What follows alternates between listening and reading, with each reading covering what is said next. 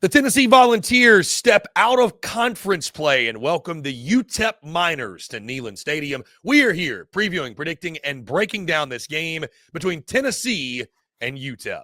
Hello, everyone. I'm Chris Phillips. He's Cole Thompson. Appreciate each and every single one of you tuning in. Make sure you like, subscribe, turn notifications. Check us out via podcast, wherever you get your podcast. You can also find us across all social media platforms as well as our website, SECUnfiltered.com. This segment brought to you by our friends over at Prize Picks. Go to prizepicks.com, use promo code SECU at sign up to get $50 instantly when you play your first $5 or more lineup. That's prizepicks.com, promo code SECU to get your $50 bonus today.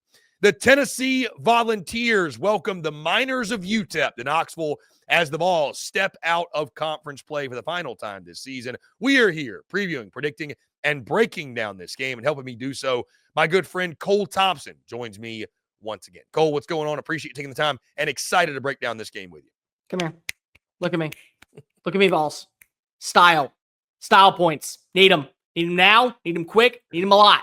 Need them now. You're going to, there's a shot to go 10-2. There's a shot to go to the college football playoff. I'm going to make this abundantly clear. Regardless of what we think about strength of schedule, what we think about eye test, what we think about resume, they're going to care about the teams that put up the points. This is a performance, much like you saw against Chattanooga, much like you saw in the second half against NC State, that you need to capitalize. So, style points, quick, up tempo. You know how you're like the fastest team in college football? Yeah, go. Start running it. Don't stop. Because if this is what's going to separate you at the end of the day, if this is anywhere close, you might as well just say, congratulations, Citrus Bowl. We're welcoming you with open arms, Orlando. Yeah, this is one, I think, Cole, if there's anybody in college football who wants to score 100 this weekend, it might be the Tennessee Volunteers, just because of, again, style points, padding. Again, you may think it's meaningless, but momentum matters, and Tennessee still has a college football playoff appearance to be playing for and striving for. Again, Cole, this game taking place Saturday, 1 o'clock Eastern time kickoff. ESPN Plus is how you can catch this game. Again, they're in Knoxville at Neyland Stadium. Cole, Tennessee is a 41-point favorite. The over-under set 52.5. These teams have met 3 total times. Tennessee has won all 3. The last meeting coming in 2018, Tennessee won that football game by a final score of 24-0.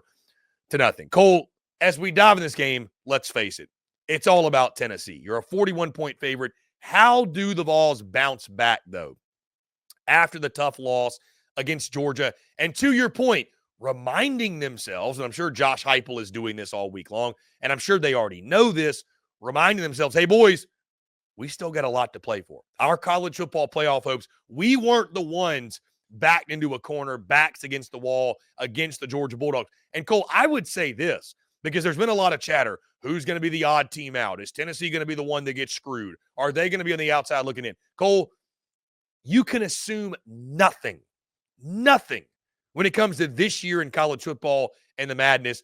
Tennessee needs to be playing like a team with its hair on fire, and I know it's UTEP, but making a statement this weekend, going out, flexing your muscles on offense, reminding people who you are, that flash, that pizzazz.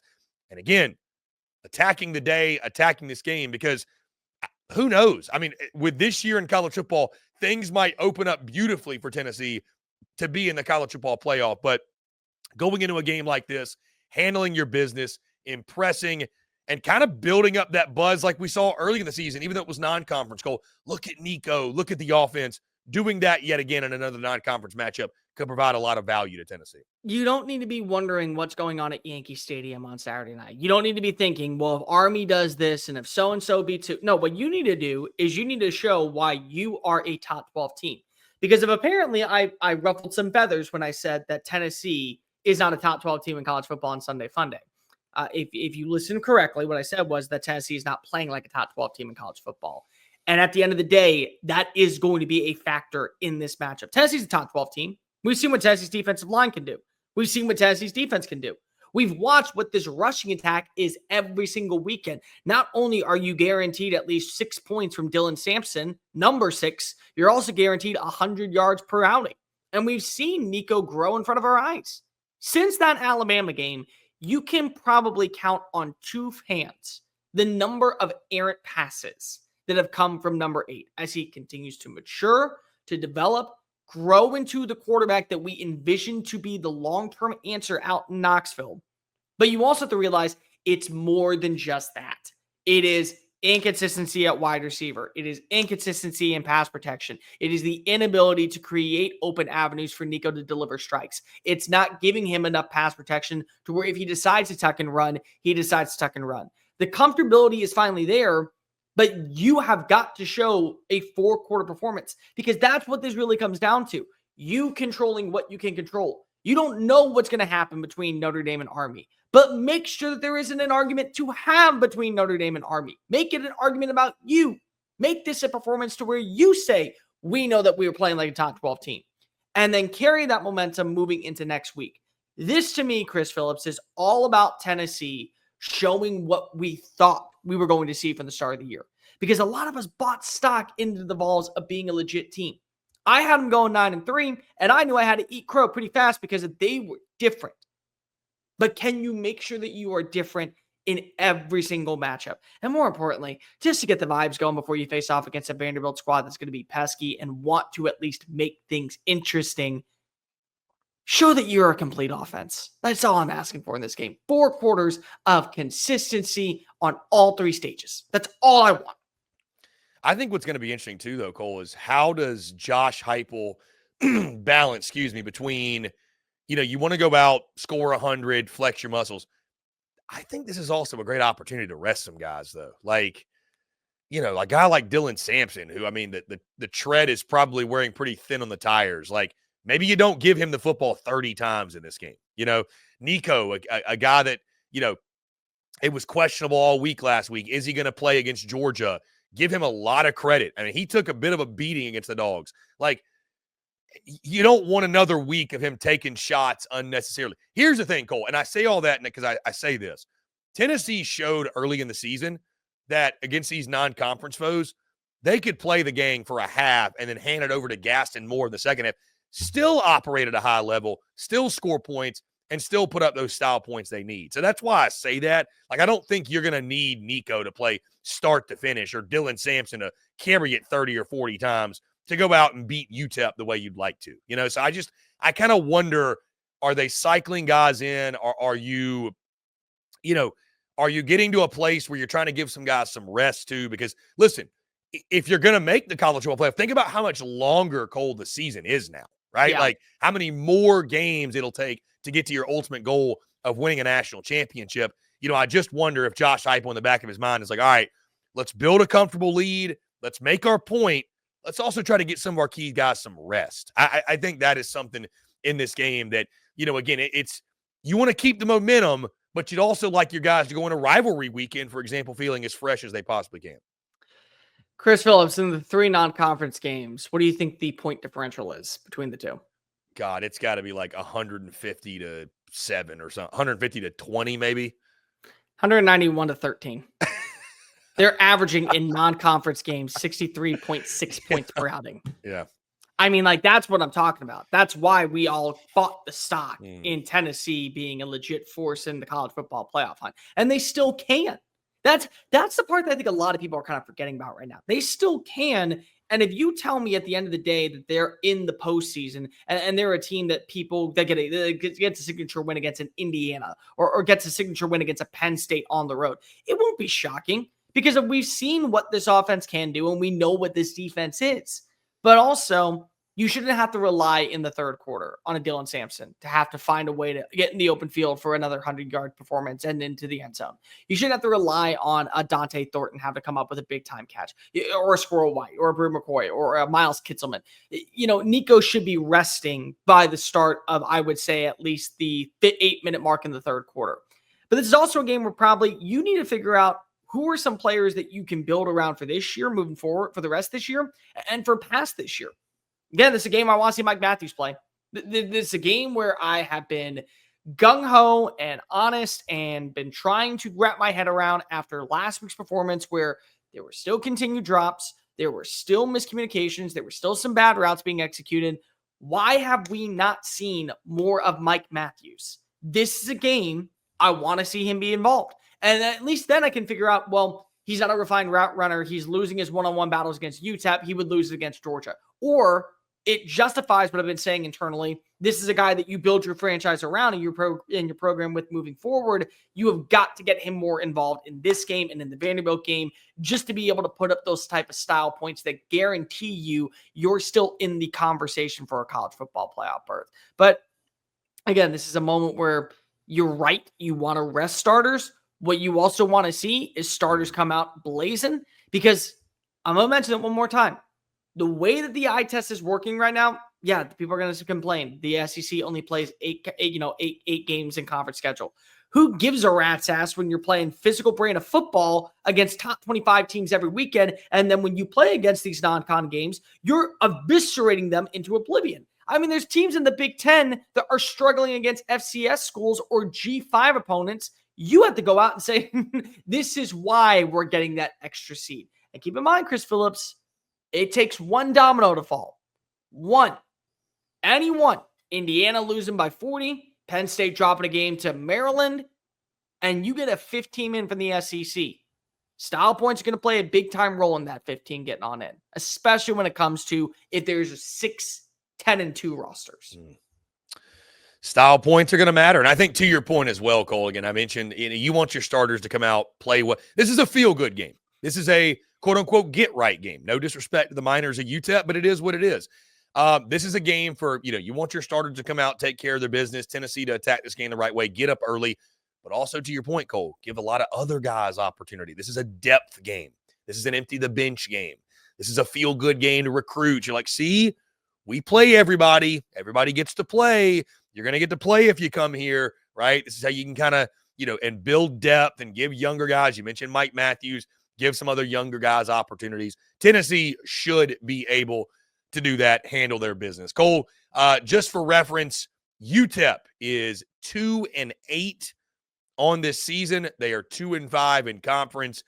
They've played, I believe, just one other game against a Power 4 opponent. That was the season opener. They lost 40-7 to Nebraska. Their 2 wins are actually last weekend against Kennesaw State. They won 43-35, and they beat FIU by a final of 30-21. So, University of Texas, El Paso, been quite a long season for the Miners. Probably going to get even longer on Saturday. Cole, that being said, let's go ahead and lock in our predictions. We'll spare the dramatics. You mentioned Tennessee averaging right at 63.3 points per game in non-conference. Ironically enough, 63 is exactly what I had them at. You mentioned, again, what they've done in non-conference. Again, I think the balance is going to be fascinating of how much do you play Nico, Sampson, your top guys, and also you'd like to get them, I think, a little bit of rest. I think those guys play a full half. I think it's the Gaston Moore show, and I think it's a lot of backups in the second half. I think Tennessee, this is another game, Cole, where I think they're up like 38 or 42-0 or something like that at halftime. I think Tennessee dominates. There's not going to be any dramatics. And I think it is a game where, again, the Vols understand what's at stake in regards to style points. And Cole, even if there weren't, this is just what Tennessee does in non-conference play. They play up tempo. You can't keep up with them. They've got better bodies than you. They've got better personnel, which is definitely the case on Saturday. They're going to be able to do whatever they want. It's a name your score game for Tennessee. The score I'm naming, Cole, Tennessee 63, UTEP 13. I think Vols get a big win and build momentum for the rivalry game showdown looming next weekend against Vandy in Nashville. So did you watch any of the NFL this past week? There was a great matchup between the Detroit Lions and the Jacksonville Jaguars where didn't the Lions win by like 40? They didn't punt. Punter had an off day. I want that in Knoxville. Yeah. Volunteer country. You think I'm against you? I'm not. I've been very vocal of you. In fact, I stood on business last week thinking that you were going to deliver the performance to remember out between the hedges. I was the only person on the channel that believed in you. So now you got to do me this favor and prove that your punter gets an off day. Hey, do you know that in the game against Kent State that you won 71-0? You didn't punt? Yeah, I want that. Do you know that game that you had 4 rushing touchdowns from Dylan Sampson on 13 carries? Yeah, I want that. Do you know that Deshaun Bishop was your number 1 leading rusher that day, averaging 17.1 yards per play? Yeah, I want that. Gaston Moore had more touchdown passes than Nico Imaliaba. Yeah, I want that. You had 5 different receivers finish with 2 catches for at least 35 yards, and you found the end zone 3 times. Miles Kitselman on a 15-yard score, Mike Matthews on an 18-yard score, and the big play from Chris Brazzell. I want that and then some more.